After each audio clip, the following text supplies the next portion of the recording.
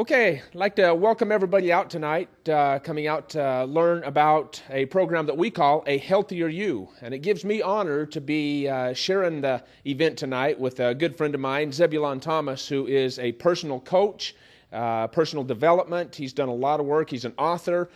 Great respect. He touches people's lives, and that's really what it's all about, is helping people be able to find that you that you're truly looking for. So everybody, please help me welcome Zebulon Thomas. Thank you, Shan. Thank you. So I'm glad you guys are able to make it tonight. And what we're going to talk about is really redefining your life and creating a healthier you. And I'll tell you what, I've been on a mission for the past decade, and that has been to really find out who I am and my true nature, my core, and also what creates a well-balanced quality of life. What is the real tools that will really help you have that vitality, that energy, and live a good life? And so, that's that roller coaster, and I call it a roller coaster because it's been up and down trying to find these tools. I've been all over the place, anywhere from diets to new workouts to all the different things going on because, I want to feed my mind, but not just with anything. I want to feed my mind with the right education, the right stuff. So now, my hopes for you guys is to listen to what I have to say and take it in and find out what works for you. I'm not saying everything I'm going to say tonight is going to serve you to the best that you want. But there might be different traits that I have that you want. And that's important because I know when I was searching for this well-balanced quality of life, to change my life, to go from where I was before and to get to where I am now, there were some things. So, one of my big mentors was Tony Robbins. I used to listen to him. I'd see, late night when I was, I had nothing to my name. I just had a book bag with a couple stuff in it, and I was crashing on a friend's couch. And he had a television, and I'm watching this crazy guy's infomercial, and I'm thinking, wow, look at this guy. This guy's crazy. This guy's awesome. He's got this energy. And that's what turned me on to him, is the fact that I wanted his energy. I really didn't care about what he was saying at the time, because I really wanted to have that energy that he had. And so it wasn't until probably a couple months later when I was going through this stage of my life where someone gave me CDs with his stuff on it. And even when I was listening to his CDs, it wasn't that I was listening to what he was saying. I was like, what is he not saying? Because usually when I work with an individual now, what they're saying is not as important as what they're not saying to me. Because that is where what they're really trying to give off is there. Because they're hiding a lot. Not that they want to, but subliminally there's something going on blocking them. So we have to find that. So with Tony, I started looking at his stuff and I was like, there'd be a bird in the background or something I'd hear. I'm like, oh, he's at his house. I'm like, wow, that's great. Or I'd hear this energy and I'm like, I want that type of production in my voice. So then there were some other guys I looked up to, and like Wayne Dyer was a big inspiration in my life because he had that wisdom. He had that calm, relaxed lifestyle. And his books really helped pull me to the person I needed to be, that better you, that newer you. And it really started opening my wisdom that's within me, and wisdom within all of us. Every one of you guys have wisdom that is deep inside your DNA. I mean, this profound knowledge and intelligence that you can pull out of your system at any point in time if you just take the time to tap into it. And it's so important to do that. And so we're going to get into some of those things on how to do that. But along with my transformation, how I redefine my life and why I wrote the book and did the program and got all these crazy signs up here and why we're here tonight is because I went through a couple things in my life, a couple of events that had happened, and really made me have to sit down and I think, what is life about? What is my life about? And what can I do to help influence the people around me so that they can influence people around them so that we can start to make a change in not just the world, but in humanity and how we live on this planet, how we exist together, how we evolve together, how we grow and start sharing more love. And, when you're faced with different things, like, I don't know how many of you guys have lost loved ones. I'm sure a lot of you have been through this stage in your life. I had a series of events happen in 2010 that really had me sit down. And I lost 3 family members within a couple of months. And in fact, 2 of those family members, a grandfather and an uncle, within a week apart. And in that time of losing those family members, you're shooken up. You're trying to figure out what is going on here. You're trying to take in the good and the bad. You're trying to figure out, what's this loss going to mean to me? And that's what really helped me get through it out of all my family members is the fact that I said, what is this really going to mean to me? And it was like it was started to grow as this happened, these series of events. And then, my wife, my fiance at the time, she, went through appendicitis right in the middle of all this. So now, my support line's down. And so now I don't have anyone to lean on because I got to be strong for her. So when that was going on, I'm thinking, okay, let's get her together. Let's get her back. Let me go, take care of the viewing and all the stuff and pay my respect to my family members. And on the way to the viewing the following day, my wife's home, she's good now. And I go to the viewing, and that night I'm driving back, and I get rear-ended in the intersection. Someone hits me in my car. So, people always say when it rains, it pours. Well, at the time, I'm thinking, wow, they're so right, because I'm sitting in my car, and I'm thinking, I don't want a part of this. I start trying to take off. My car can't move. I'm a little messed up. But immediately, I snapped into survival mode, and I was like, wait a minute. Let me check on people. Make sure everyone's okay who was involved in this. It's not about, oh, I'm mad at you, I'm mad at you. I started practicing exactly what I've learned over the years. And it was those things that people would tell me that I wasn't paying attention to. Like when my grandfather used to tell me all these things, how to be nice to people. And he would really show me with not just words, but with affection on how to really treat individuals. And these are the times when he would come over and he would say, how you doing, all this stuff. I'm like, oh, yeah, it's great. And I was too busy. I was too busy. I wasn't paying attention. But my mind was eavesdropping on little bits and pieces of information in which your guys' minds do the same. And so this information came out in this series of events. And it was like, where did this come from? Where did this side of me of survival come from? Where did this side of me of passion and compassion for the other people come from? And it was in that moments where I said, you know what? This is not the end, and this is not a disturbing time in my life. This is a new beginning. This is a new journey, and this is a growth process for me. So I took these saddened events, and I turned them into empowering moments to say, you know what? Those people, I'm going to carry on their journey. I'm going to carry on their lessons. I'm going to carry on what they were teaching onto us in the family. And I'm going to give it out to my people, my friends, and my company, and doing these events.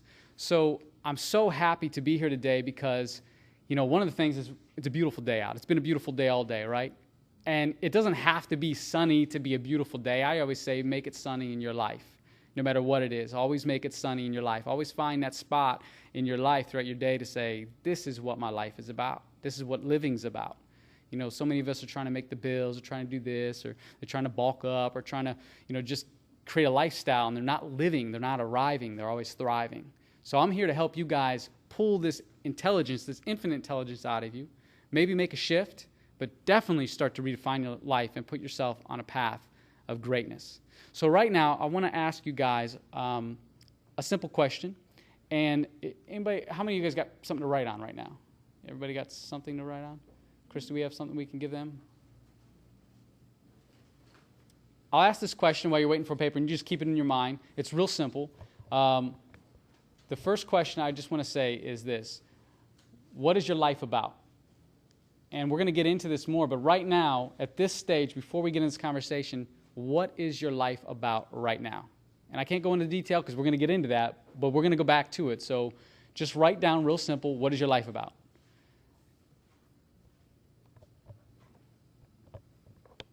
And this is one of the key formulas, key tools to really start to redefine your life, and that is finding out what your life is about and then going back and revising that, revisiting that. So let's move right into this funny little display. I know my display looks smaller because Shan's got the huge screen up.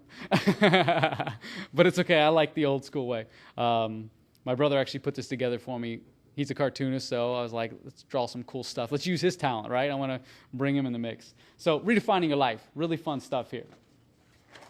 One of the things you need to know about change your life is you need to know where stress comes from. How many of you guys are stressed? Say aye.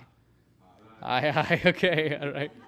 All right. I am stressed. All right. The 4 stress factors. We have environmental, physical, nutritional, and emotional.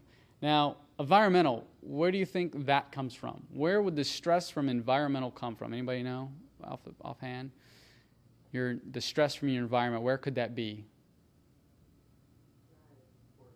Work, driving. It's where you are daily, right? We're out of work. We're driving. We're in our cars. We're at a home. We're in La La Land. So sometimes the stress is in our environment. It's where we are. It's where we get up. It's where we are coming from or going to, or arriving, whatever. And this is important to know this because you have to separate these 4 stress factors to understand how to find the balance and really redefine your life. Because someone, it just takes a second for you to make a decision to say, you know what, I'm going to get rid of this out of my life, and I'm going to start bringing something into it. I'm going to replace that. Now, physical stress. Physical stress, what are some of the things that cause physical stress? Anybody? Work is physical labor, right? What else? Could working out, could actually doing good for your body cause physical stress? Right? Exactly. And it's not about doing too much. It's just, when you work out, your body's getting big, you're causing the body some stress. Another thing that causes physical stress is disease, dis-ease, lack of flexibility, getting up in the morning and having the pains, How many people roll out of bed and fall to the floor? Anybody? Okay, this morning, right? And how many of you guys actually get out of bed saying, yes, I love my life? Am I the only one? Okay, some days. I like that. Hey, some days. All right. Hey, that's okay. I know my wife, she gets aggravated sometimes because I jump out of bed. I'm like, yes, let's go. Let's do something. It's like, calm down. But see, I'm a ball of energy 24 hours a day. I very rarely do I come down. I'm just all the time. So nutritional stress is the next one. And nutritional stress, it's what you're putting into your body. It's what you're drinking. It's what you're eating. It has a lot to do with your health right here. This is huge. I mean, all these come together in health, but this right here has a huge thing on your health. And we all know about that. We all have seen the foods that we're eating these days, and we're all trying to change some things. What do we do when New Year's comes around? We're going to go on a diet. We change what we eat. We're going to stop doing some of the stuff. Okay? So nutritional stress, emotional stress. What causes emotional stress? Anybody? Relationship. Relationship causes emotional stress. Even if you have the most awesome relationship, man, can that cause emotional stress? Because now you guys go to work and you can't stop thinking about her or him, And then you're like, man, I'm stressed out because I want to be with them 24/7. Okay, if you're at that level, okay. And if you have emotional stress, maybe emotional stress can also come in the form of not having enough. Your thinking, your thoughts. Now, I focus a lot on emotional stress because it comes down to thoughts. And thoughts affect the biochemistry of our body. So if you're telling yourself, I'm no good, I'm nothing, blah, blah, blah, or I'm all stressed out, your body's going to start to operate that way. It's going to start to shut down. If you look in the mirror and you're someone who's got this weight and you're thinking, man, I'm obese, or man, I'm overweight, or man, I'm out of shape. Whatever you're telling yourself, these words that you're saying are so ingrained in your DNA, into the cellular structure of your body. And they're going to say, they have a job to do, and that job is to pay attention to what your brain is doing. So your cells, your body is so amazing, it's so beautiful. So your cells are just running around your body saying, okay, we're going to do this, we're going to do that. We're shoving a Twinkie in their mouth. Okay, whatever, it's fine, I love you, but it's fine, we're just going to put this stuff here. Oh, we don't need this, we don't need any of this, let's just get rid of it, or we're going to store it. Maybe we need this later. I'm confused, but it seems to be this person's diet. We're going to stuff this in the fatty tissue, and we're going to use it for later if we ever need to survive, which is right now. We're trying to survive. So if you're putting in your veggies and your fruits, then your body's like, yes, I know what to do with this. I know what to do with this, because somewhere down the line, within the current generation and the generation before me, and even generations maybe before that, there's been a shift in our DNA, and that shift happened in the emotional stages, in the thought, where people start, your grandparents and their grandparents talked about this healthier living. They started thinking, you know what, we're eating good, we're eating off the land, and yeah, they had meats, okay, so if there were someone that ate meats, the thing is if you look at, like my grandfather, if you ask some of my family members, they'll say he died of cancer. But the same aspect, I don't think he did. He may have had a cancer, but my grandfather was ready to go. He was humbly saying, I'm waiting for the bus, if you will. And, that really made me think, wow, this guy's incredibly strong. But it wasn't even about that. It was like he knew his place in life. But if you look at the fact that cancer didn't kill him, he said, okay, it's time. No one has to wait for a moment like that, and no one has to even come to that stage. They can actually just live a full-out life if they master these areas of stress.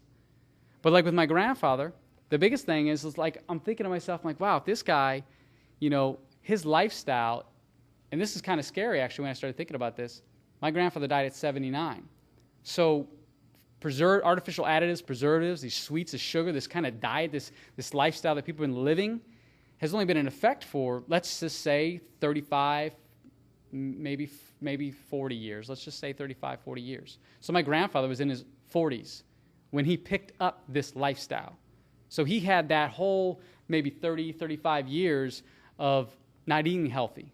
The cheeseburgers, the artificial additives, the water, the drink, the pops, not knowing because, hey, life is great. What's this new thing? No one had to look. Back then, we didn't look at labels. We were like, I trust this, So what's scary is if you look at some of us in this room that are 30, 35, or maybe up, how much of our life, I know me, I'm almost 30, so my whole life has been eating this way. My whole life has been under this nutritional stress. And along with that, I've been on environmental stress because there's some things in the environment we can't control. The radio frequencies that are traveling through your body at this moment that are going to towers, that are going to our cell phones, that are going to different things, you know. We can't control that. Or the physical stress when I was a kid because, you know, maybe I didn't work out enough. No one disciplined me, you know. Not lack of my parents' part, but they didn't teach a lot of this to me. I mean, at least where I was at, that wasn't my game plan. Nutritional stress, we already covered that. My emotional stress was crazy. The news really, for me, the news influenced me. Turn on the news as you're a kid, you see these crazy things going on. You think it's in your backyard. Because when you're a kid, what is your backyard? It's your world. Man, I used to play some ball. It was my football stadium, a baseball stadium. My backyard was all I knew. And then we went to school, and that was like yard school. And then you got vacation to like Tennessee or somewhere outside, and now it's yard, Tennessee school. You got a little bit of expansion. And then as you get older, you start to realize the United States. Your mind expands. Then you realize the world, the universe. And you're like, wow, I'm just a speck. I'm just a speck on this planet. I'm just a speck in this universe. And what's the same thing is like, if you look at it, we have to know these areas of stress because even though you are a speck, you're so important to life because we are this speck on the planet. We are this speck in the universe. And we're letting these four things affect us. Like, come on, we're more sophisticated than that. We've come way more in our, in our culture, in our generations to suffer from something like this. We've been up way worse than this. So this is real simple. We need to get to know the stress factors and get rid of this. So I would say your environment, clean up your environment. Don't have clutter in your house. Because that could be stressful. You get home and you start, you're already whooped from the job and you're worked out and you come here and you have this clutter everywhere. So then you look at the clutter and thinking, man, I got to clean this up, don't I? I'll just put off till tomorrow. And then more clutter stacks up. So clean up your environment. That's the only thing I could really focus on is clean up your environment because that's what you can control. You can't go around and turn off towers, tell people to turn their cell phone off. Okay, you just can't. I mean, it's just we're so technologically savvy now that all this stuff is going on. So we got to just control what we can do. Now, physical stress, I love this part. How many of you guys are physically active? Raise your hand. Say aye. Aye. How many people think that they can do way more than what they're doing right now? Say aye. Aye. All right. That's good. Physical stress. We don't want to have that. We're going to turn this into physical activity, so we're getting rid of that physical stress. We're going to be putting ourselves under a little bit of stress by working out. But man, that's a good way because that'll actually counteract some of the other stuff going on. But you can't just be physical and not have a nutritional. I mean, can you eat a ho-ho and then go run on a treadmill? You probably can, but are you going to crash? You're going to feel sick? It's probably not going to be good. You might have a couple. You might start the treadmill at speed 7 or 8, but you're not going to be able to last very long on that because you're going to be so hyped up. And then emotional stress, that's important. Every day you get up, and it's not about lying to yourself saying your life is great when it's not. It's about saying, you know what, I know things in my life aren't where I want them to be, but I can start to focus on where I want to go and bypass all this craziness and just start telling myself, you know what, even though I'm not there yet or I don't have this in my life yet, I'm grateful for everything that I have and I love my life. Why do I love my life? Because I'm alive today. Today is the best day of my life. I want you guys to say it right now. Today is the best day of my life. Just say it to yourself right now. Today is the best day of my life, right? Today is the best. Right. We're gonna get it. We're gonna get it there, right? Today, yeah, it's the best day of my life. All right, right. But honestly, that's okay. That's how I was at first. Well, sort of, but that's how I was at first. I was like, really? Because where that concept came from is when I was hanging out in Florida with a lot of Jamaican friends. They're like, everyday good, man. I'm like, yeah, everyday good. Oh, okay, everyday good, man. And then I just started picking up on that. I'm like, hey, every day's good, And it's not just because I was in Florida either, okay? It's every day's good. So let me move on.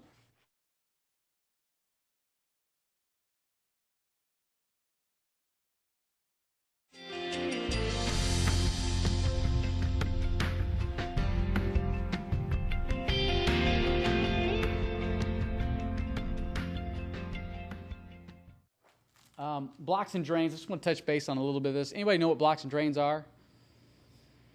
Blocks and drains are negative emotions like stress, overwhelm, frustration, the things that really stop you from being truly successful in your life.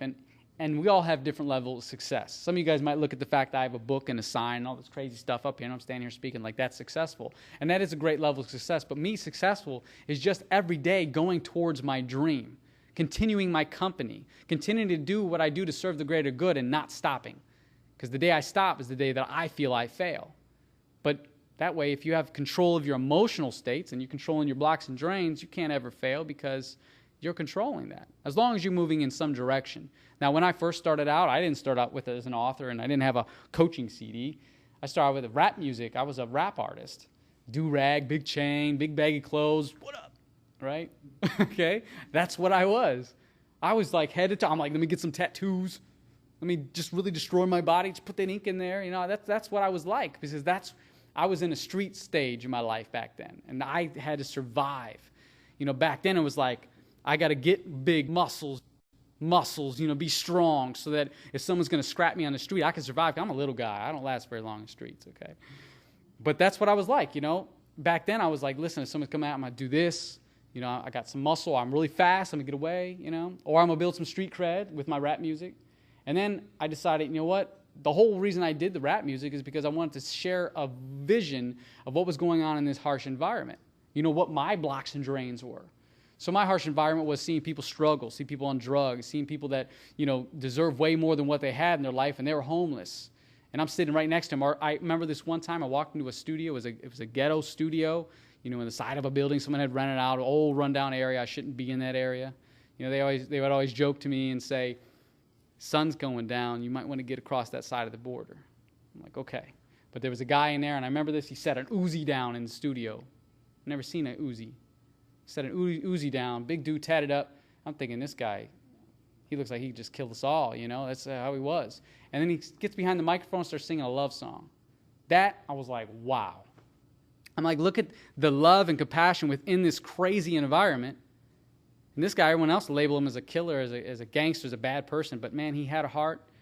And I realized that even though these people in these street life and these street things, they have hearts, they care about people, just their view of their world, their blocks and drains, their view of the world is, I have to survive. This is my environment. This is my stresses. These people wear this color. They come across my turf. I got to handle this problem. I understand that. That's why I work with kids that are in gangs and street things and activities like that. I help them transform. So I transform, and what goes back to me not giving up on my dreams. I want to serve the greater good. So what I did one day is I woke up and I got really scared. As I said before, I was homeless. I didn't really have a place to go. I had a book bag with just a book in it. It was a Wayne Dyer book. I seen the Tony Robbins stuff. And that's when I realized my blocks and drains.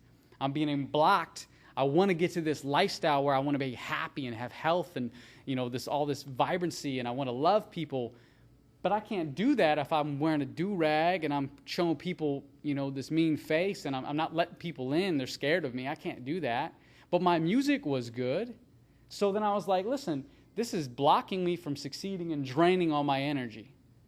That's really important. My lifestyle was a block in itself, but it was draining my energy. And anybody that came around me was draining them. But see, some things happened. People started showing me compassion. And they would see me, and they would treat me so nice, as if I was wearing a suit and tie. And I'm wearing big baggy clothes, a do-rag. And I had a holster strap, no gun in it, because I couldn't afford a gun. But I'm in Miami, and my friends said, wear this until you get a gun. I'm like, because that's my mentality at the time. New turf, new area. So I'm wearing this strap, And people like treat me so nice. I'm like, you let me in your house? Like, I can have dinner with you guys? That's great. I'm with these people who are very successful, very wealthy, financially abundant, and they treat me so nice. And then I realized, you know what? I didn't see that. I didn't see how nice I really was. I'm like, deep down inside, all this stuff around, I was just trying to survive. My view of the world. So I changed my view of the world, changed my blocks and drains.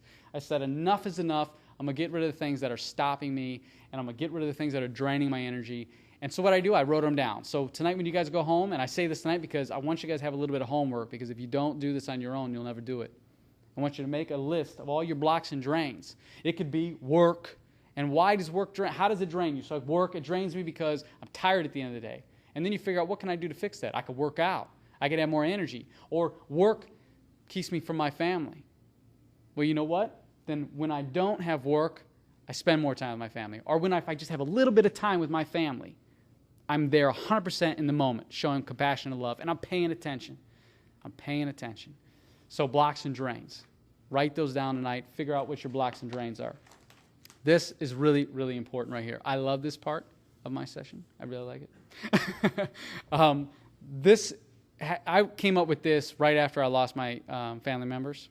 I was going through the park. It was a couple months after that. It was starting to get nice out, and I'm running. I'm doing all this stuff, and I'm trying to, get my body back in shape from the accident. I'm like, I could do this, and I'm dragging my leg, because I'm not quite there yet.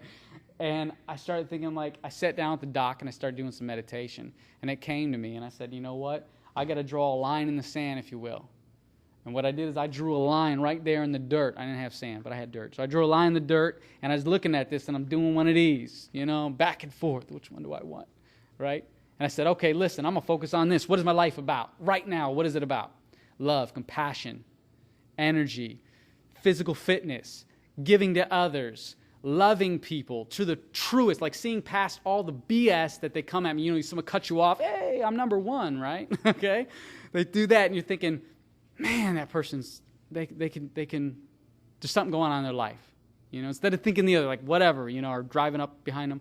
Or you got someone that, just rude to you at a shopping center, and you say, you know what? It's okay, because what is showing up is not that person. So I have to get past all that conditioning and find out what my life is about. So I figured on the other side of this paper, and I'll write this down too, so on the other side of the paper, what you are no longer going to allow being a part of your life. If you want to chunk that down, what my life is not about. So what you're doing with this list here is really going to help you redefine your life. And for me, what it is over here, I said, my life is not about stress. It's not about being angry. It's not about beating on people. I could never think about hitting another human being right now. I wouldn't want to do that to their body. What's the point? What really is going to drive me to beat on that person? There's no point. So, and even in defense, I will diffuse that situation as fast as possible before I go striking. I'll tell you what, someone come up on me, listen, I understand you. I might get slugged once, but I tell you what, I won't hit the person because after that, they're going to feel better. Okay? But anyways, it's about diffusing the situation. So diffuse your situation, your lifestyle. Figure out what it is. So all the stuff that you don't want to have in your life that you're just fed up with. If it's falling out of bed in the morning, I'm not about to hit that floor again. And on this side, you could put to counter that, I'm going to get out of bed, I'm going to jump up and say, today is the best day of my life. If it's a relationship situation, my relationship is stumbly and it's up and down, I don't have enough time, my life is no longer about excuses in my relationship or in my life for that matter. And it's all about certainty and giving love and having that trust, letting down those walls when people least expect it. So make sure you do, and this side of your list, this is where you get inspired. This is where you start using your infinite intelligence. I want you to go back to when you're a kid and use your imagination, your imaginal self. We lost that along the way. Some of us did. My brother didn't because he's really good at drawing, so I see he's had his. And artists do tap into that. You want to tap into your imaginal self. I took 6.5 months to write my program, my audio program. And in that time, I used a lot of my imagination because I didn't know what I was doing. I was like, I want to create my own product, my own tools. What did I do to change my life? And I put it together, and then I got excited. So for 6.5 months, I was on this huge high about using my imagination. I started thinking, what do I want to do with my life? What can I do? And that's when I started tapping into this stuff too.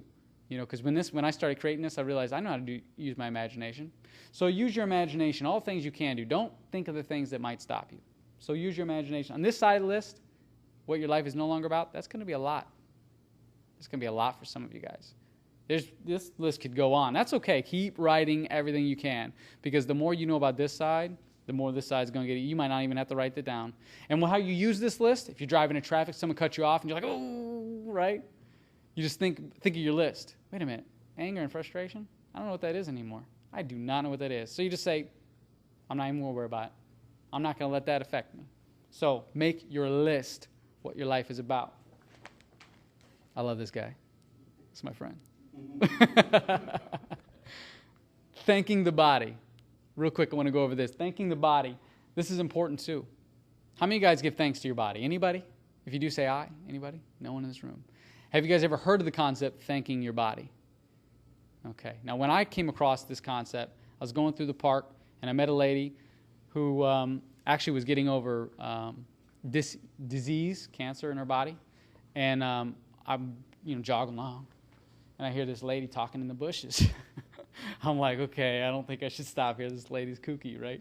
But then I look, and I'm like, she don't look harmful, Like, what's going on? She was doing, I'm thinking, well, I meditate, so sometimes I sit in weird places, but I never sit in the bushes. So I was like, excuse me, you okay? I was just trying to figure out. And she goes, oh, yeah. I'm like, well, I didn't mean to interrupt you. What's going on? I said, what are you doing? I had to ask, because I can't just leave, I got to know what's going on. So she told me that she was giving thanks to her body, and that's helping her heal her body. She says, and she explained it to me. She says, all your body parts are doing such an incredible job for you, and they go unrecognized. So it's about gratitude for your body, for your life. I mean, think about it. You get on a treadmill, and if we start running for the next hour, eventually you guys are going to be like, listen, I just need a break for 1 second. So you stay up off the treadmill. Okay. Maybe you're down here. Oh, my gosh. Okay. But what's your heart do? It doesn't say, hold on, let me take a break. Boom. It's over. Okay? It doesn't do that. Your heart goes, okay, boom, boom, boom, boom, boom, boom, keep going. Your lungs, your kidneys, your blood's moving. It's like, okay, now we can kind of get back to our levels. They're all like, okay, systems check. We're coming off, okay, we're coming down, level out. There's so much stuff going on in your body. Their communication beyond imagination right there. I mean, it's crazy. So, and the good thing about your body is, what I find fascinating is the fact that we can all go to sleep. We can subconsciously, be unconscious, just go to sleep and get up in the morning, but yet the body is continuing to do such an incredible job for us. And I think that deserves some thankfulness. I really do.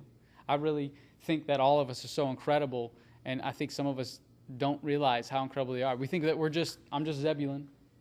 I've been given this name. I just got tattoos. I just little bit balked, little balked. A little strong, right, Chris? or I'm just this fit, or I'm this executive, or whatever it is, And we don't really look and say, I'm an incredible human being. I'm a miracle. Because really, can you explain how you got here? Can you really explain how you were formed and all that? Like, really go into detail and how that is possible? Can you explain to me how your body is really operating with no batteries or no, what is it? No electronics. Could we remake the whole body? I don't know if that's possible. Shan, do you have any information on that? Has someone actually physically recreated the body in the way it operates yet? Maybe not even close. So, it's like, man, that deserves some thankfulness. So what you want to do is get up every day and just take a little bit of your time. And you can do this while you're driving to work. And if you start doing this, you're going to change your mood. And man, you ever been in one of those moods where you're just pissed off, or you're just out of, just frustrated, and you could be happy, but you're like, or someone comes along, come on, smile, yeah, smile, and they start messing with you, whatever it is, your significant other starts messing with you, smile, and then you're like, and then you're fighting the smile because you're like, I want to be pissed off, right? But that's the thing, we're choosing to be upset. But if you're upset and you're one of those moods, change your mood. That's the first thing to redefine your life. Change your moods. So with the body, start giving thanks to your brain, your eyes, your ears, your lungs, your skin, your fingernails, your teeth, your tongue, the hair, the hair where you don't want it. Everywhere, right? The muscles, the fibers, the cells, your lungs, everything you can think of, right? Your bones, the fluid in your body. The eye crust. Okay, give thanks to everything in your body because it is you. I pulled a piece of hair off.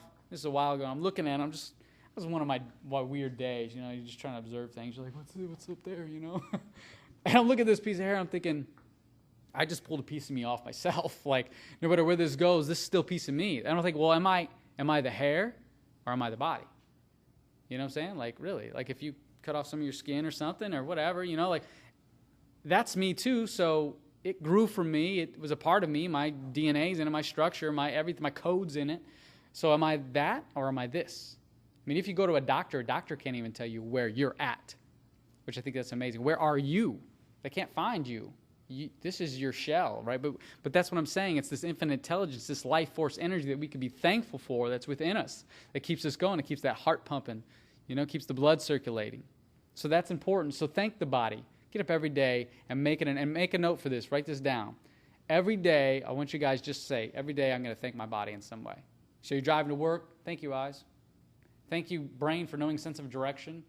The fact that we could drive a car, that's pretty crazy too, my creative self, thank my whole body. The food for digesting. I mean, think about it. What if you had to control, if you all this stuff you're stressed out over, you're worried about, or you're thinking about, or you're trying to achieve in your life, can you imagine what it'd be like if you had to think about pumping your heart, pumping your blood, digesting your food? You eat some food, you're like, hold on.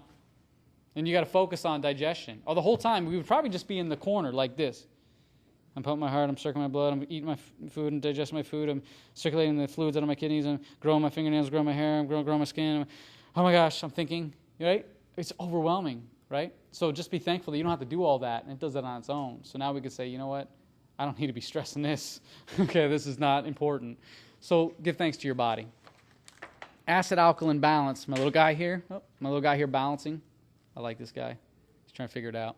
So this is where it's at. It's not about a diet. It's about finding out what foods are causing acid and what foods are causing alkaline ash. What the body's going to use as fuel or get rid of as waste. Okay, so acid-alkaline balance. And the rule of that, and I'll go a little easy on you. I mean, some people's diets can be really strict, but we're not going to do diet anymore. I'm going to get into that. So basically, here's your plate of food. My brother's little cow here, moo. I like that. Okay, but here's your plate of food, right? You want to eat greens. Greens. The darker the green, the more nutrient-rich it is. You want to eat lots of greens. And if you guys are meat eaters, you want to have your dairy products and your, junk food.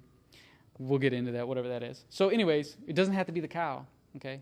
The cow's just there to say moo, okay? So you got your plate of food. You want 75 to 85% of your plate water-rich foods. Now what is that? Salads, fruits and vegetables, water, okay? Water-rich foods. The other little bit, if you do this, you're going to be already out of that average American diet. You're not going to be like 95% of America. You're not going to be facing those problems of disease. What moves you guys? I don't know that. We have to figure that out. For me, what moves me is fear. Certain things in my life move me in the fear direction. For this, I said, what do I need for my body? Like I said, I like Tony Robbins' energy, so I wanted that. What did he do? I modeled him. Meaning like not what he does as a business coach or as a professional life coach. I'm talking about what's he do with his body?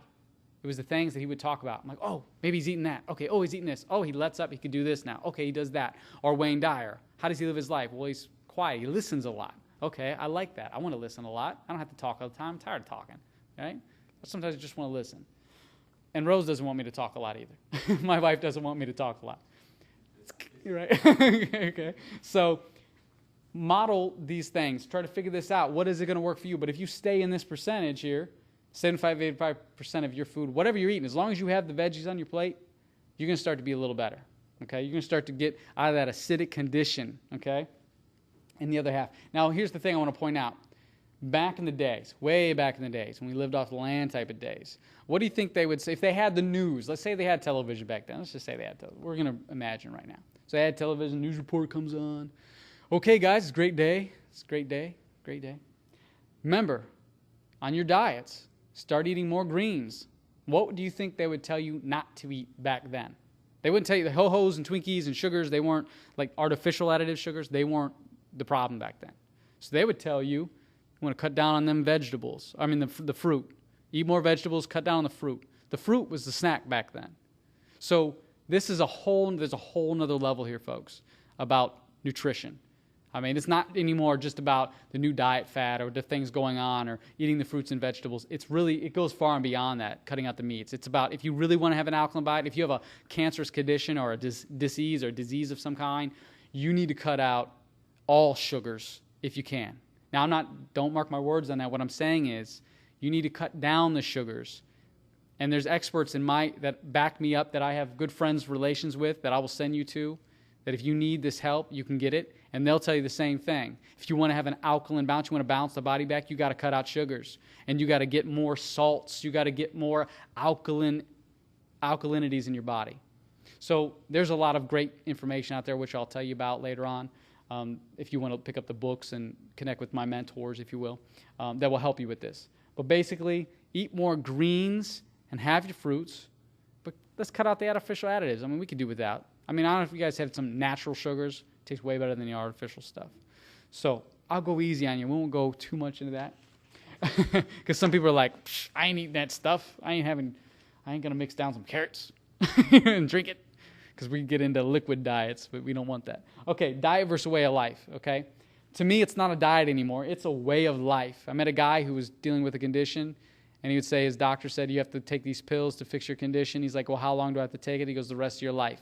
He goes, Doc, do you understand that these pills are killing my liver? He goes, well, you got to die from something. And the guy left there, and he says, no more, I won't do it. And he started researching, and I met this guy, and I said, well, what'd you research? He said, healthy food. He goes, I can't take the pills. I'm not going to do that. I'm not going to damage my body. So what did he do? I said, wow, that's great. He goes, now I don't have to take that stuff anymore. Now I don't have to take the medications. I don't have to live this way. And I corrected my condition. He took charge of himself. Listen, miracles do happen, whatever you believe. But the point is, you have to do your part. You still have to contribute the other half. You know, we can't just expect to eat all this junk food and someone's going to save us. And doctor's going to give us a miracle pill or something. Health is not in a pill. Health is in what you eat. It's in a way of life. So it's a way of life. And if you look here, the little guy, I love this guy too. He's got a diet plan in his hand. He's got the chips. He's got, looks like an egg. Might be a cookie. Pop spilled over. And what has he got on the television? Today's diet. Right? We have all these new diet fads, exercise programs, you know. And what does she do? She got a way of life. She's like, I don't care about all that. I've been eating healthy. I'm on the go. I'm in the park. What are you doing sitting down on your butt? Watching television waiting for the news. She's in the park.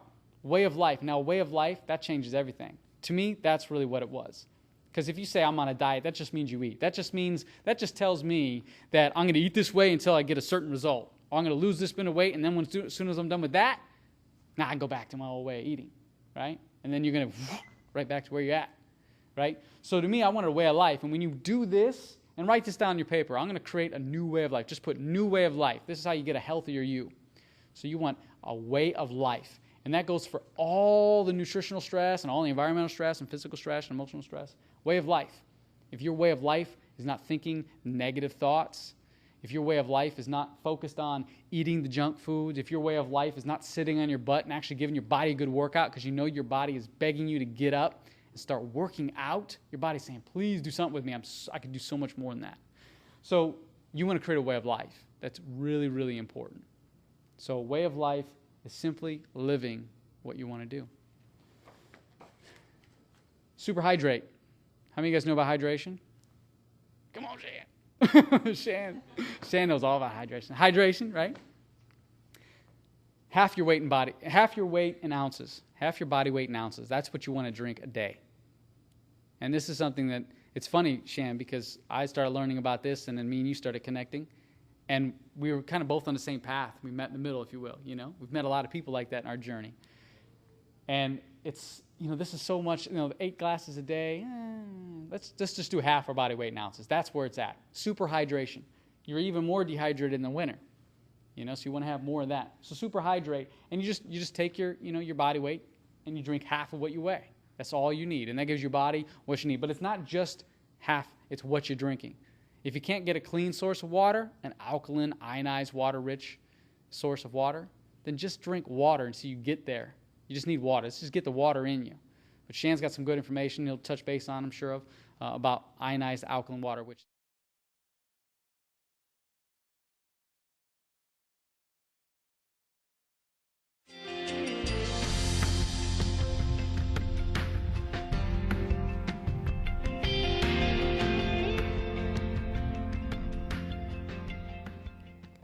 train like an athlete. You know, it's in the words that we tell ourselves that really get you going, you know? I mean, think about it. Before I get into this, if you're stressed out, some people, they just say, I'm stressed, and boom, their energy drops right out of them. And they're walking around like this, stressed out. And they're mad at the world, right?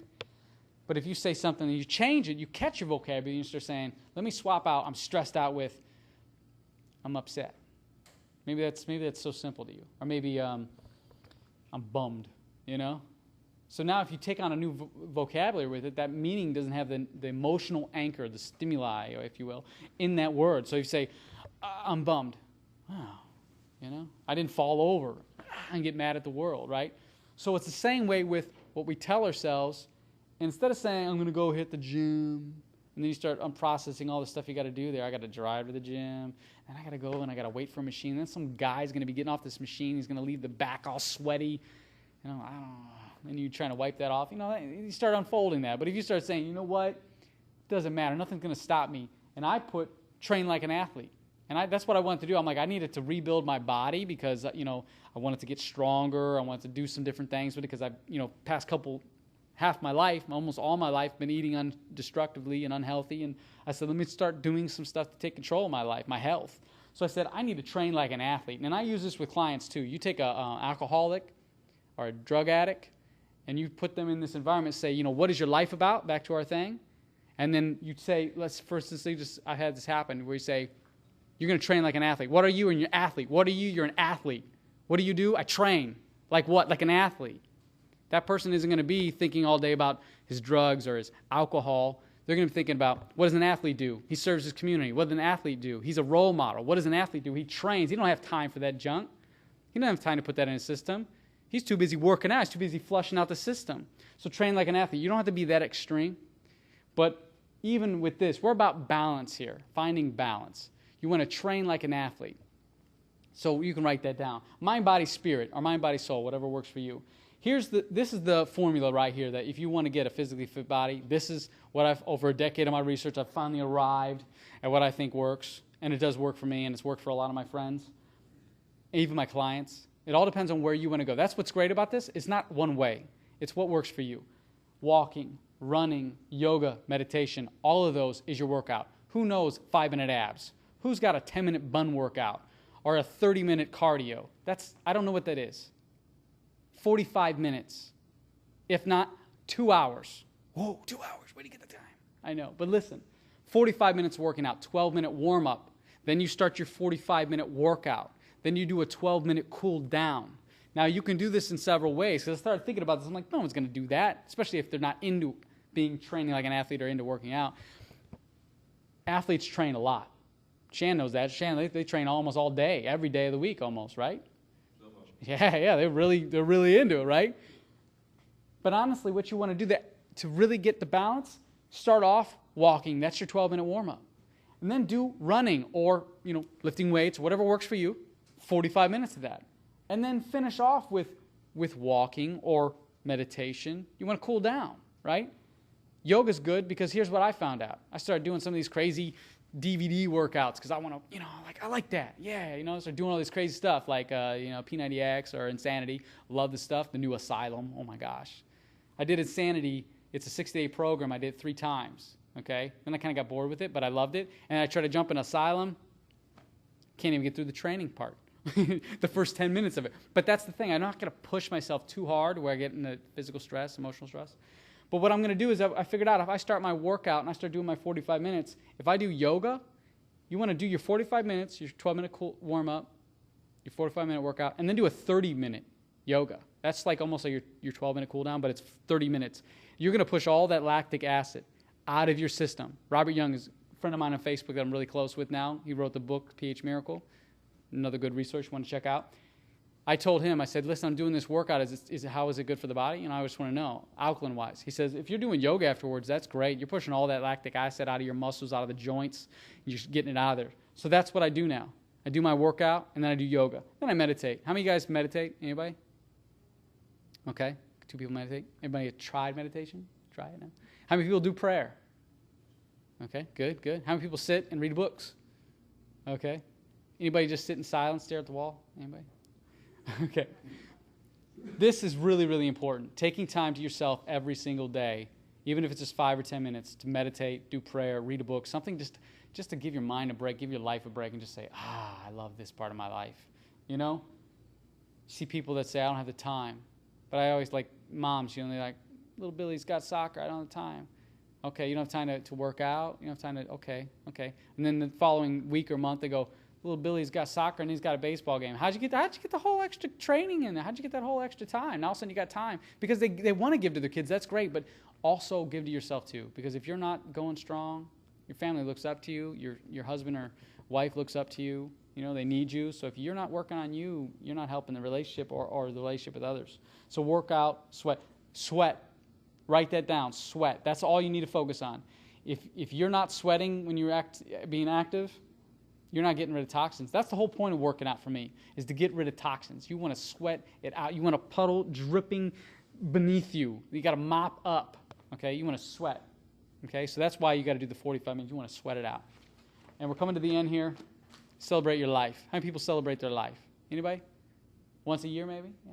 Once a year? Okay. Okay, yeah. How many people celebrate their life every day? I can't really even raise my hand, but that's okay. Yeah, got it right there. Okay. No, honestly, though, there's ways of celebrating. And I actually do. I celebrate my life every day because what I do is before I go to sleep, I'll run my life backwards in my mind. That whole day, I mean, not my whole life because I would never go to sleep. My whole day, I'll run it backwards from that moment all the way up until when I woke up that day. So, and then the thing I'm celebrating in my mind, like, wow, I did that. Or even if it's a bad, what we call a bad day, if you have a bad day, I'm thinking, you know what, but I grew from that. I learned from that. Like now tomorrow, I'm not going to be so pissed off when I drive down the road. Okay. Because when you do that, you dissolve the issue. So the next day you wake up refreshed and you're like, got a new day. Because how many of you guys have dragged last week, last month into tomorrow or into today? Anybody? Yeah. I've done this. I do it a lot. Even knowing these tools, I do this stuff. I'm not going to sit here and say I don't. There's days when I'm like, wait a minute, I wrote a book though. I should read my book, right? Okay. And I'll go back and I'll read it. I'm like, I wrote that? No, I didn't write that. I go to my wife, babe, I wrote this. I didn't know that, because we forget things, and that's why we got to take notes. We got to model people and do the things we want. Celebrate your life. If you're someone who's on a diet and you're starting to get on your way of life, if your way of life now is let's just say no chocolate cake or sugars. Well, I know we all like chocolate, right? Yeah, I'm afraid to raise your hand. Okay.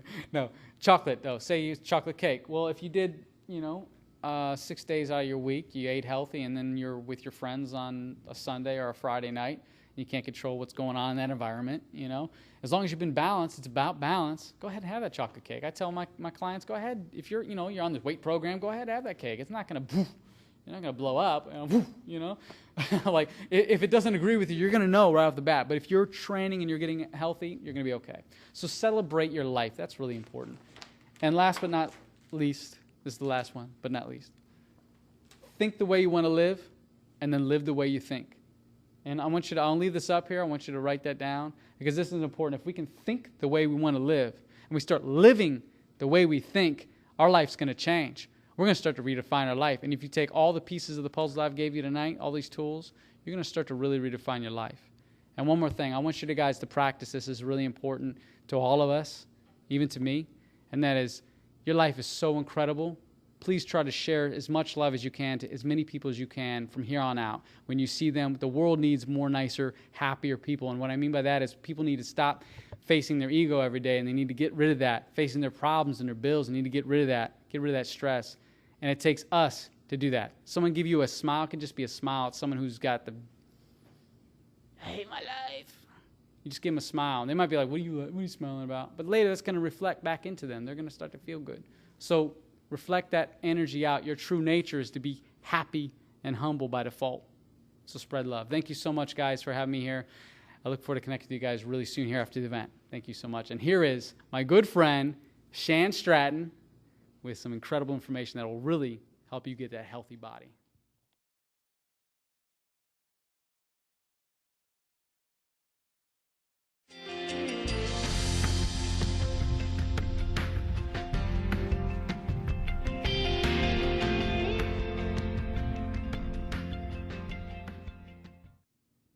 All right.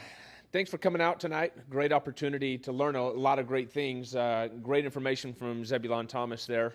It's clear to see why, as a life coach, he is successful, teaches a lot of people a lot of good things about how to improve the quality of their life.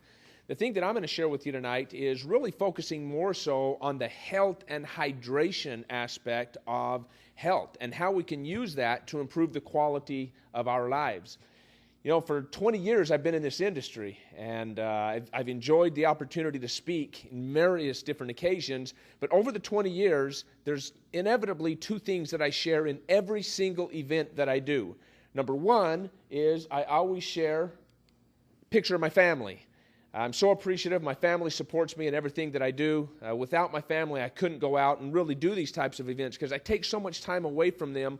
But it's because we're delivering a message that's really changing lives. For 20 years, being able to help people find that energy, vitality, improve the quality of their performances or their life, that's very rewarding. But my family staying at home, supporting us in doing that, I always publicly thank my wife, my 3 children, whom I appreciate and love very much. I also share a mission statement.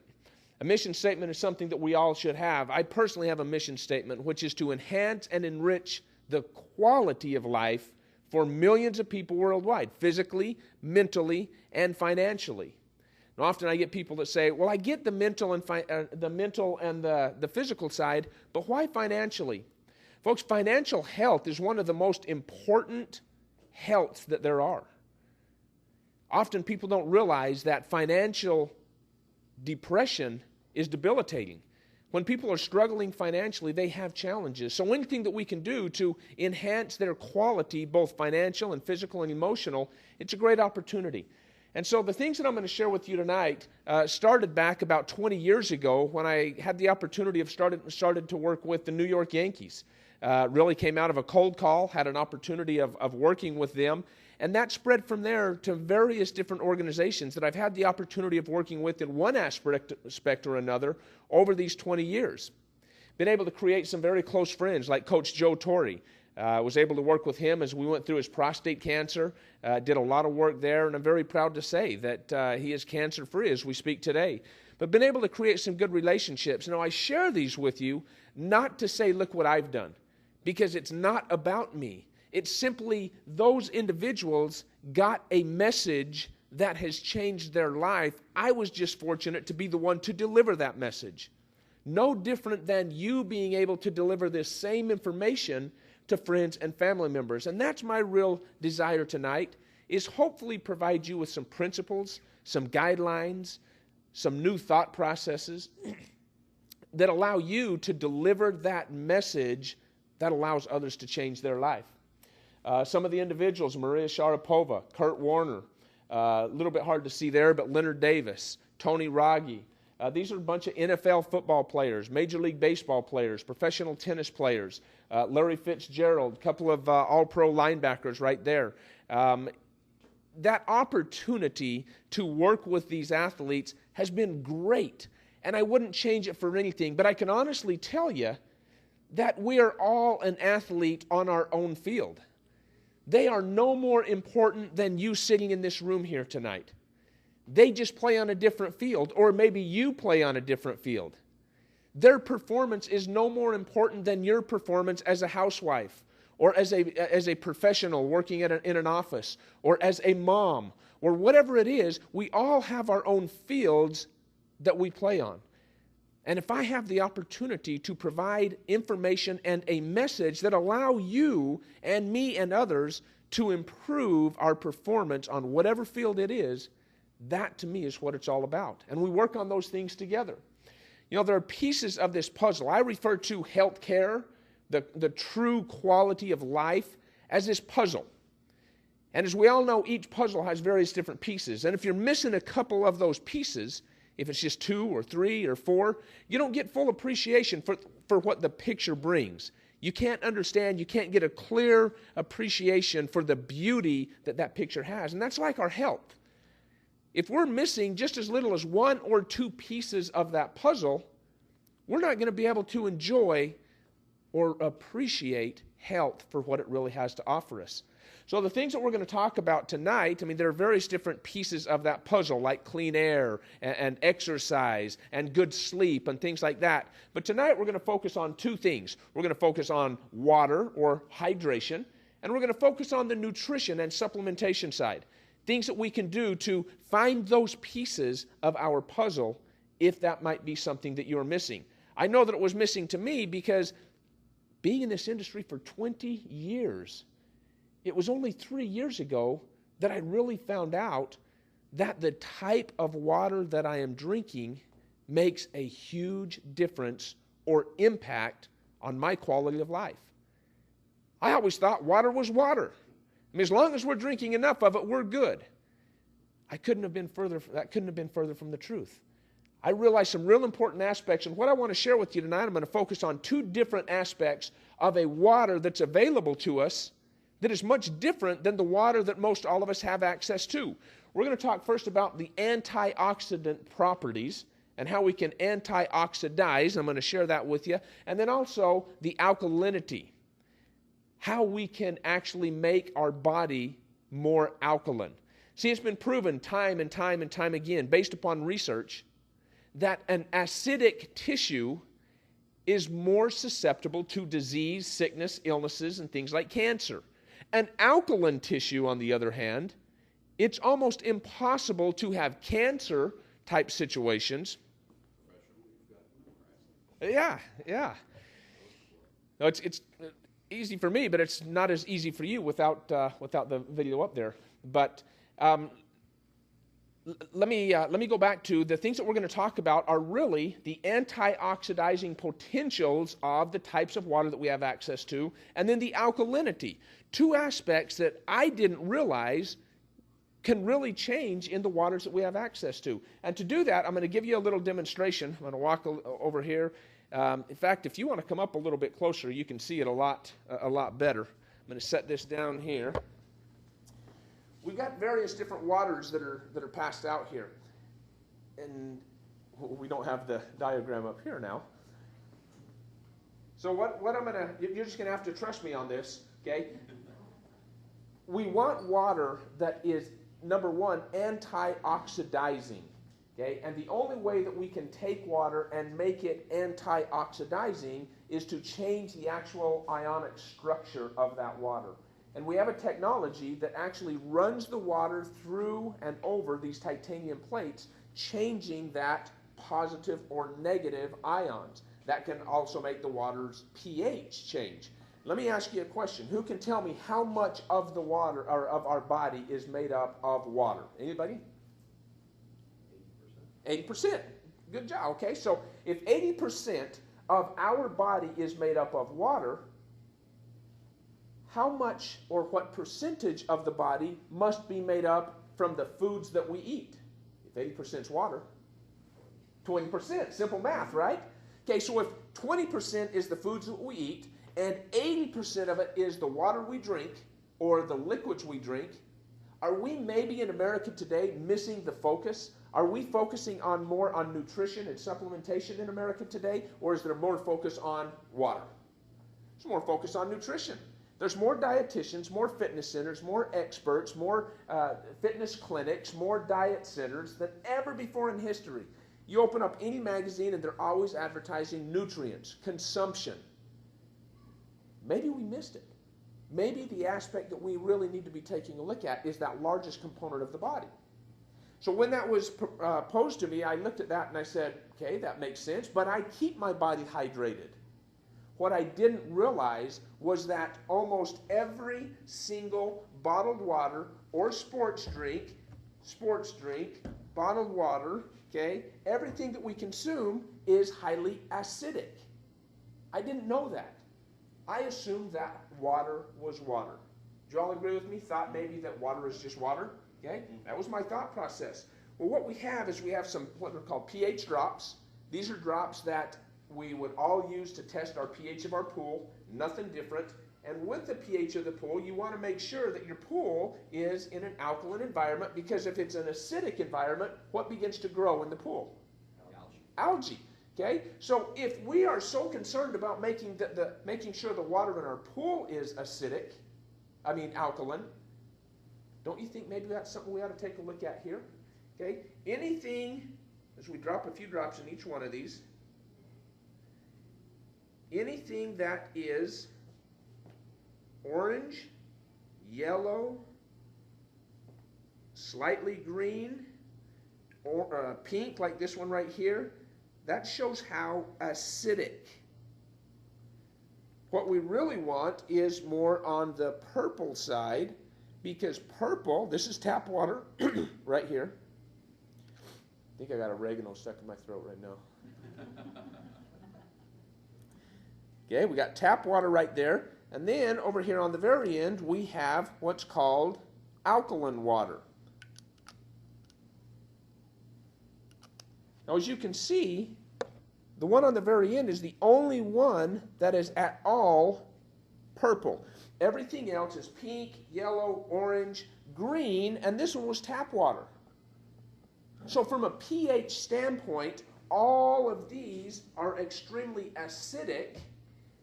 Tap water is neutral. So from the pH standpoint, you would think, well, does that mean tap water is healthier for us? Not necessarily, because each and every municipality is required by government to make sure that the water that comes out of the tap is not acidic because it eats the pipes. That acidic water literally deteriorates the pipes. If that water deteriorates the pipes, what about our pipes? Okay? That may be more important. What we want is an alkaline water. Can you bring up just a little bit of some alkaline water? We're going to need some of it to show in here. One of the things that we can do, a small amount of true alkaline water, and it doesn't really take all that much to change an acidic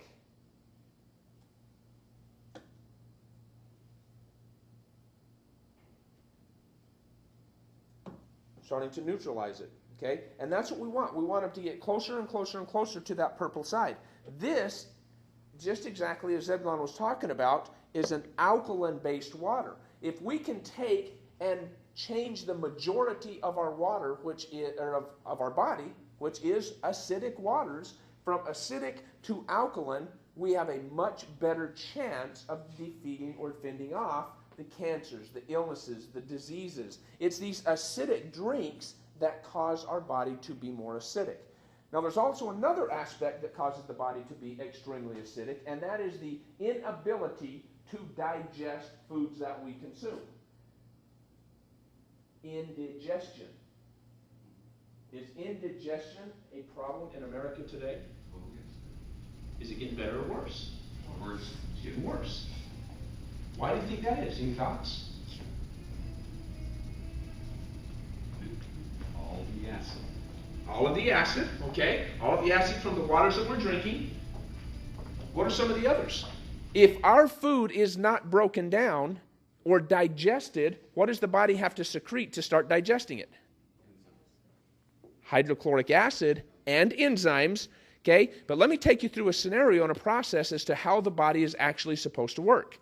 In a perfect scenario, we consume raw foods, fruits, vegetables, greens, grains, sushi, raw things like that. So all raw foods are packed full of enzymes. Enzymes are what digest those foods for us. So if we set any food out in the sun, let's say a banana, we cut a banana in half, we set it out in the sun, we come back 8 hours later. What's happening to that banana? It's getting rotten, getting soft, getting mushy, whatever you want to call it. Okay? It's because the enzymes literally started to digest and break those foods down. To do the same thing with an apple, a head of lettuce, other greens, whatever it is, we set it out there, that happens.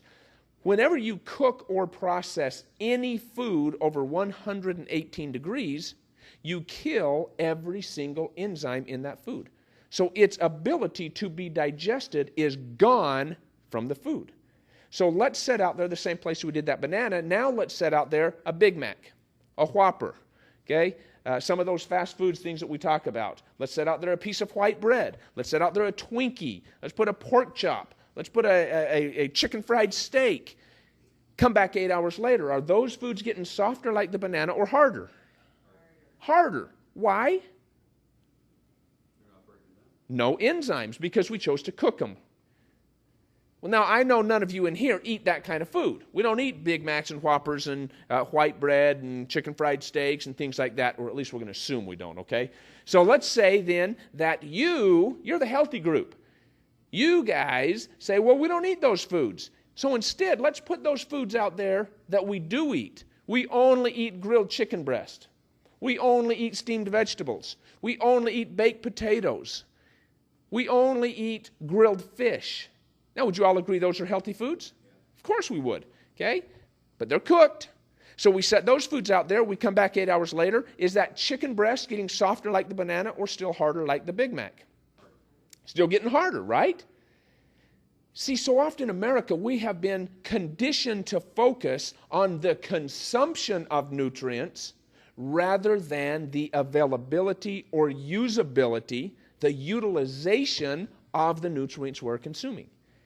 If you had the most balanced, perfect meal, but you put each and every bite of that meal in a little plastic baggie and swallowed the plastic baggie and it never broke open, how much nutritional value are you getting out of that healthy meal? Zero, okay?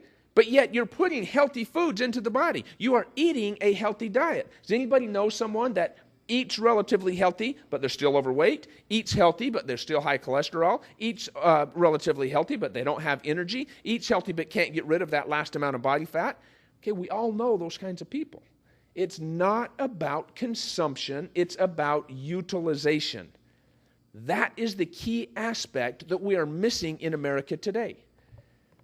How many of you have ever taken a protein shake because you wanted to get bigger, faster, stronger? Anybody? Okay. Now, with that protein shake, let's just say that it's 30 grams. 30 grams of protein comes in. The average amount of protein from 30 grams, the average American's only going to be able to digest or break down approximately 15 of the 30 grams.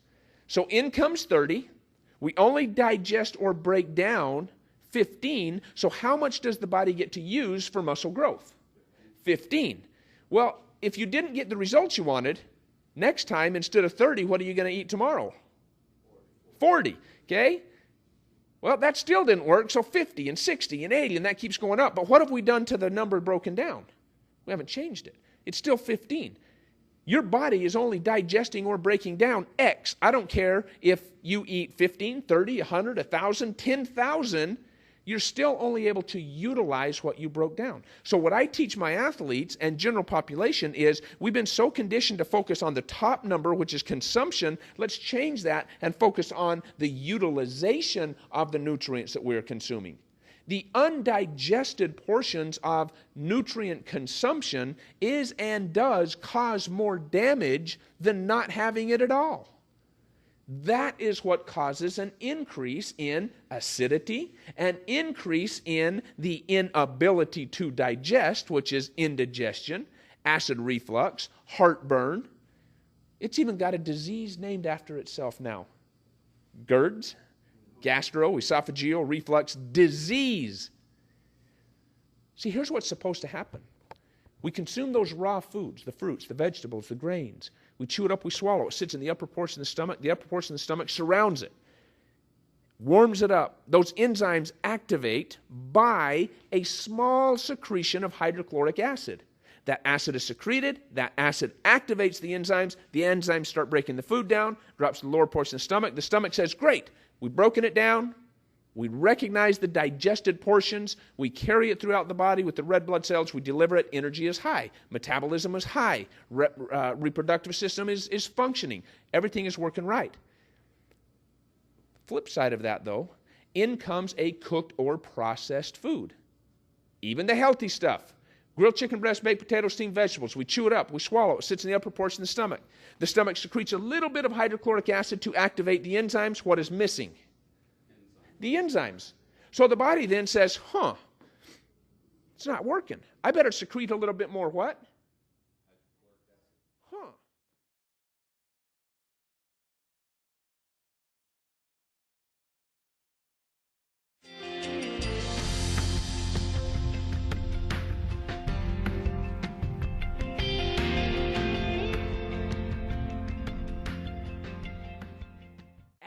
Acid. Acidity in America is killing us.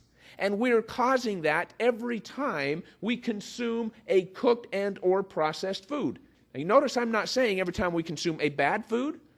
I'm saying every time we consume a cooked or processed food. Because acidity, that hydrochloric acid, is produced and produced and produced. There is direct research right now that supports absolute confirming that as our enzyme count in the body goes down, metabolism equally goes down. And as we level that out and start bringing these enzymes back up by eating raw fruits and vegetables and grains and consuming enzyme-based supplementation, we start changing that amount of enzymes in the body. As it starts coming back up, that direct research also shows that metabolism starts coming back up. So it's my belief that often when we hear people say, well, we've got to go on a salad diet because I want to lose body fat, and we do that because salads are low in calories. I believe we missed it. it's not about the low calorie of the salads. It's about the enzyme count in raw fruits and vegetables, that as we consume, the enzyme count comes up, metabolism equally begins to rise. I absolutely 100% believe that we can change that metabolic function by increasing or incorporating full digestibility of the nutrients that we are consuming. Because again, think about it. Do you know people that eat unhealthy foods, but yet they're healthy, their cholesterol's down, their energy's high, they don't have much problems and challenges, and they live to be long old ages? And then on the other side, those people that eat great, try and balance their diet, and all the problems occur, and they have those problems. It's not necessarily about our consumption as much as it is our utilization. I tell my athletes all the time, I would honestly take an athlete over here that doesn't eat perfectly, okay, tries to follow a good diet, does his or her best, but digests every bit of it, over an athlete over here that says, oh man, I am gonna eat perfectly. I'm not gonna eat any of those bad things. I'm not gonna eat any cakes and sweets and sugars. Now don't get me wrong, I'm not saying that's good, but this athlete over here that tries to eat everything perfectly but doesn't digest it, this athlete over here, or individual, not only athlete, will be more successful in reaching his or her goals than the one that eats perfectly but doesn't digest it. And in America, that's extremely hard to do, to eat healthy and also digest it, because of the environmental factors, the stresses that we're all up against, the convenience of fast food, the convenience of cooked and processed foods. Most people, even knowing what we're talking about right here, will not commit to saying, okay, well, I'm only going to eat raw foods from now on. Never going to eat anything cooked or processed anymore. Is there anybody in this room that's going to make that commitment right now? Let's also talk about probiotics, because my belief is that enzymes and probiotics are more important to the future health of America than any vitamin, mineral, antioxidant, herb, protein diet, carbohydrate, high, low, whatever it is. Enzymes and probiotics. See, there's not one single function that goes on within our body. Nothing occurs without enzymes.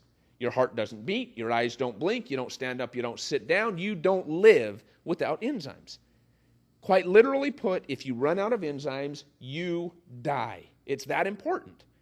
So why then would we think for a second that if enzymes are that important, why then would we only consume foods that have no enzymes? We've got to replenish and replace. Well, that goes hand in hand with probiotics. And probiotics and enzymes should be taken in conjunction with each other. And here's why. Probiotics are living, live, good, healthy bacteria. You hear that and you think, that's like an oxymoron. Good bacteria? All we ever heard about was bad bacteria. Okay? And you know all about bad bacteria. Okay? It can be damaging. Okay? So, good bacteria, when we look at what it is, called probiotics, there's that tube that goes all the way through our body. Okay? We refer to it as the GI tract, from the ears, nose, drains into the throat, then all the way through the colon. On the inside of that tube, there is a protective coating. That protective coating is made up of probiotics. And it's those probiotics' job to, as we breathe in bacteria, to kill that bad bacteria. If that bad bacteria comes in and it happens to be stronger, bigger, meaner than the good bacteria, because our good bacteria is weakened for whatever reason, acidity that kills probiotics. So in comes this bad bacteria, and it lodges on the wall of the throat or the ears, begins to grow. What do we have in the throat? Sore throat. Lodges in the ears, begin to grow. What do we have? Earache, okay, ear infection, sinus infection, or that bacteria makes it through the GI tract all the way down into the lower GI. Now we have things like yeast infection, colitis, diverticulitis, urinary tract infections, acid reflux, heartburn, indigestion. Oh, wait a minute, just a minute ago I said indigestion was caused from the lack of enzymes. but they go hand in hand, because what happens is that because of the lack of enzymes, the high acidity begins to grow and kills much of that probiotic. So now our indigestion, lack of enzymes, also caused a weakness of probiotics, so we're more susceptible to, again, acid reflux, heartburn, indigestion, GERD's disease, ear infection, sinus infection, sore throat, diverticulitis, colitis, yeast infection, urinary tract. I mean, the list goes on and on and on. Probiotics should be taken every single day as a supplemental form. Sometimes people say, well, I eat yogurt. No, you're going to have to eat literally gallons per day to replenish the amount of probiotics that we damage every day. For example, a good friend of mine, Chris and Liz Bailey, I think Liz does most of the work, but anyway, she found and showed us that some of the reports are showing that sucralose. Does anybody stay completely away from sucralose, never touch it, don't like it, would never touch it? Okay, a few of us. Most of America, however, you don't really know. I bet most people can't even tell us what sucralose is in, and actually it's a sweetener used in most or many of the sweetened drinks that are out there. Sucralose can and does damage, based upon research, up to 50% of the living healthy bacteria in our GI tract. That's just one example. So if we're not replenishing those probiotics every single day, then we are getting more and more and more susceptible to ear infection, sinus infection, sore throats, those things that I listed. Now I ask you, are those things that I just listed, are we seeing more of them or fewer of them? More. We're more and more and more susceptible every single day because we are depleting those probiotics every day without replenishing them. Probiotics and enzymes go hand in hand, should be taken together in conjunction to support each other. That's why at our company, Core Health Products, we created one product that is called Digestive Health. And it's the only product that I'm aware of that incorporates all the broad range of enzymes, all of the probiotics that are stabilized in one single product to be taken with each and every meal. See, it's those probiotics, it's those enzymes, it's your holistic formulations that truly should be supplemented each and every day to compensate for that decision that most of us are going to make, that we're going to have to eat some cooked and processed foods, maybe even some bad foods. But if we're going to be grown up enough to say, well, I'm a grown up now, I don't have to eat healthy like mom and dad said, I'm going to have some bad stuff, we better also be grown up enough to say, I know what I'm doing, so I better compensate or replenish back in the things that I have damaged or killed. Replenish those enzymes, because as our count within our body goes down, metabolism goes down. We are getting closer and closer and closer to what I refer to as pancreatic exhaustion. We know that generationally the pancreas cannot produce enzymes at the same rate it did 1 generation ago, and 2 generations ago, and 3 generations ago, and we are continuing to produce less and less and less enzymes from that pancreas, even though our demand for it is higher. Why? Because we are exhausting that ability by inundating the body with those cooked and processed foods every single day. So we've got to make some dietary changes as much as possible. But in today's world, even with your changes, you're still going to need good replenishment each and every day. So it's those types of things right there that I believe is what we need to focus on in America. We've got to get away from focusing on consumption. High protein, low protein, count our grams, weigh this, weigh that, count our calories. We've got to start looking at, of the foods we're consuming, how do we increase the breakdown of those foods so the body can recognize it, burn it, and or excrete it. That is when we're going to notice a true change in health care. See, right now, our health care system is not health care. 90% of what is being spent on health care is spent after someone has cancer, after someone has diabetes, after someone has joint degeneration, after someone is bedridden, after someone has whatever the case is. That's not health care, that's sick management. Health care means preventative measures. And that's what I believe our message is, and we're helping people understand, here are some things we can do to make changes starting right now today, even if we can't eat that perfect diet. That's what is really allowing us to see what I believe to be miracles. People coming and saying that doctors have said, if I wasn't doing this, or if I didn't have that in my diet, if I wasn't replenishing my probiotics every day or taking my enzymes, that I may not be here today.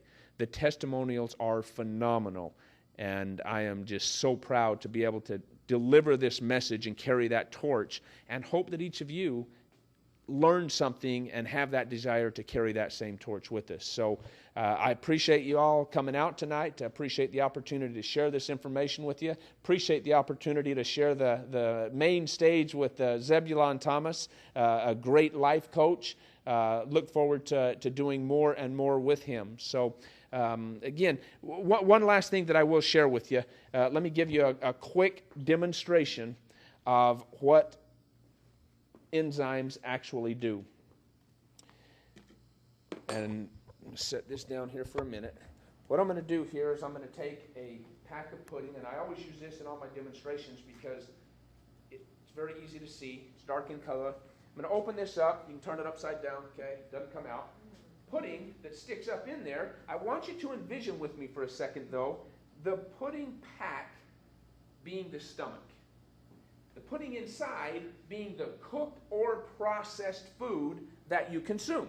I don't care if it's healthy or unhealthy. It can be grilled chicken breasts and baked potatoes and grilled fish, or it can be a Whopper. It can be steak, it can be pork chop, it can be anything you want it to be.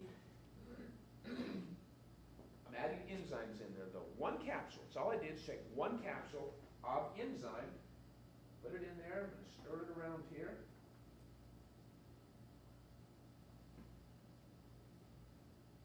We stir this around and let it set for just about 3 minutes here.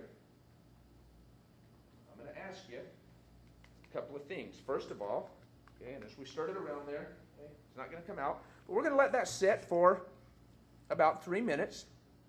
And in the meantime, I'm going to ask a couple of things. First of all, what do enzymes do for us? Just went over it. Help break down our food. Help break down our foods, okay? And what kills those enzymes? Cooking. Cooking and processing. And acidity can damage or kill those enzymes. And at what degree? At what degree? Anybody know that?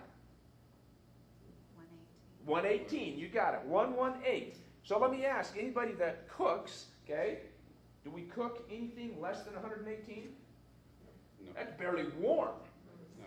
I mean, it's not even going to hardly change the temperature of it. And even the canned vegetables, they're all cooked, they're all heated up way beyond that. Absolutely. Previously heated up, processing kills those enzymes. So the majority, the vast majority of our nutrient consumption comes from enzyme-dead foods, enzyme-void foods, which to me, we've taken the very life out of that food because life is sustained by enzymes. All life is. If we run out of enzymes internally, we literally die. So each time we put a cooked or processed food into our body, you should think of it from this point forward as dead food. Doesn't mean it's not nutritionally rich. Doesn't mean the nutrients aren't there. It means that the ability to extract, recognize, and burn those nutrients as energy, put them to use as recovery, put them to use for reproduction, put them to use for whatever it is gone. Its ability is zero. And until we choose to put the enzymes back in either choosing to eat raw food or in a supplemental form, which I just put right in there, we're going to let that sit for just a couple minutes. We are going to continue to have those challenges of saying, okay, body, you're going to have to secrete more enzyme, which we get from the pancreas. Now, for the next 1 minute, while we're waiting, one more minute here, I'm going to share with you a statement that I share in all of my lectures, and that is this. I do not believe in food allergies. Do not. In America, though, if someone comes to the doctor and the doctor says, "Ooh, you're lactose intolerant," the doctor tells them to quit eating what? Dairy. Okay, anything with lactose in it, dairy products primarily. Doctor comes and says you are gluten intolerant. Doctor comes and says you are this intolerant, that intolerant. Rather than cutting those foods out, the allergy itself is nothing more than a signal saying, I can't digest this any longer, I can't break this down, I don't recognize it, so here is a signal saying that food doesn't agree with me. All it is a signal saying, I can't digest this, I don't recognize this. We can take any lactose intolerant individual and provide them the very enzymes to digest lactose, and all of a sudden the lactose intolerance is gone. When people eat certain foods and say, "Oh, it gives me kind of a stomach ache, okay, so I've got to stop eating those foods." No, you need the enzymes to digest those foods because the stomach is simply giving you a signal that I don't recognize it, can't digest it. So food allergies to me is something that can be addressed and taken care of in almost every case. That's my own personal opinion, and I think we're going to see more and more and more evidence supporting that. The body gives off signals all day long. One of the signals is, oh, don't recognize such and such food. I can't use it, can't burn it. Okay? So how long's it been? Maybe 3 minutes? Mm-hmm. All I'm going to do, take the same pudding pack. Now, we thought of this a minute ago as the food that you consumed is cooked or processed, right? Turned it upside down, it was thick. Just like when it's in the stomach. The stomach looks at it and says, oh, don't recognize it, can't burn those big old large clumps, not without the enzymes. And as short as 1, 2, 3, 4 minutes, we turn it right into liquid, okay? That's what enzymes do. Enzymes break nutrients down into a recognizable form. People that have those stomach irritations or that heavy feeling that, oh, something just didn't sit right or it didn't go on through right, constipation, diarrhea, those types of things are almost always caused from the inability to break those nutrients down. It's almost always an enzyme and or probiotic deficiency. So that's why our company creates enzyme-based nutrients. So anyway, again, I hope you all enjoyed what you saw. You saw everything except the slideshow, so hope you were able to enjoy it and got the picture all right. Certainly been a pleasure and an honor, and Zebulon, thanks again. You all have a safe trip home.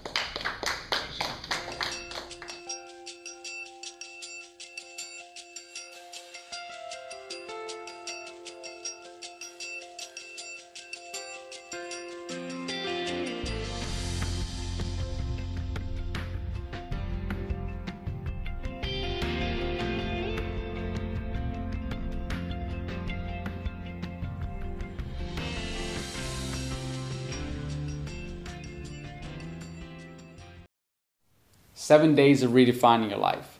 This book will truly help you find balance. I wrote this book right in the middle of some of the most challenging times in my life. You know, I was extremely stressed out because I was trying to grow my company.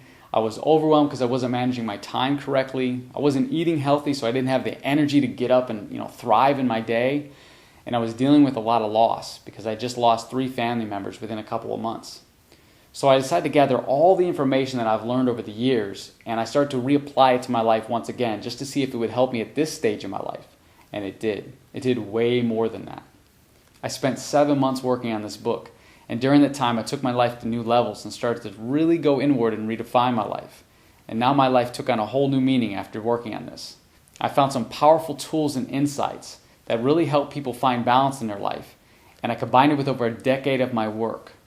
So I had a lot of fun working on this book, and I know you'll enjoy it because it'll add more value to your life as you start to redefine. Here's to a new you. You deserve to know who you are at your core. 7 Days of Redefining Your Life. You deserve this.